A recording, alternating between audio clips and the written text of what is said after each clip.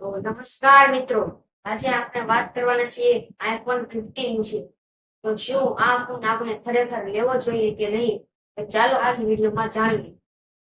IPhone 15 આવે છે અતરંગી કલરનું, જેમ કે સફેદ, ગુલાબી, કાળો, અને તેની બહારની સપાટી એકદમ સપાટ અને નરમ હોય છે, તેથી હાથમાં સરસ લાગે છે.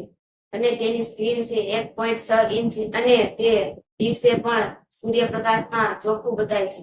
અને દરેક આઈફોનમાં ડાયનામિક સિસ્ટમ હોય છે, જેનાથી તમારું ગીત, કોલ અને સંગીતની જાણકારી ઉપર દેખાય છે. હવે આઈફોનનો મુખ્ય કેમેરો 44 લાખ બિંદુઓ, એટલે કે તસવીરો બહુ જ સ્વચ્છ અને ઝળહળતી આવે છે.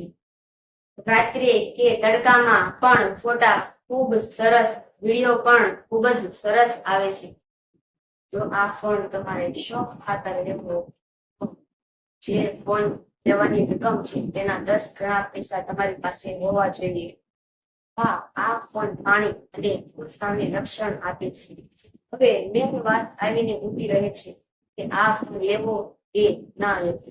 મેં તમને પહેલા કીધું તેમ, જો તમારે વિડીયો બનાવવા હોય તો લઈ શકો. અને જો તમારી પાસે અગાઉથી જ આઈફોન 13 અને આઈફોન 14 છે તો આ ફોન લેવા દો, કારણ કે તે તેની બરાબર જ છે. એને ન લેવો હોય, જો તમારી પાસે પહેલેથી જ એન્ડ્રોઈડ ફોન છે અને આ ફોન ન લેવો હોય, તો પૈસા બચત કરો અને મોજ કરો. તમને આવી સમજૂતીઓ ગમતી હોય તો અમારી ચેનલને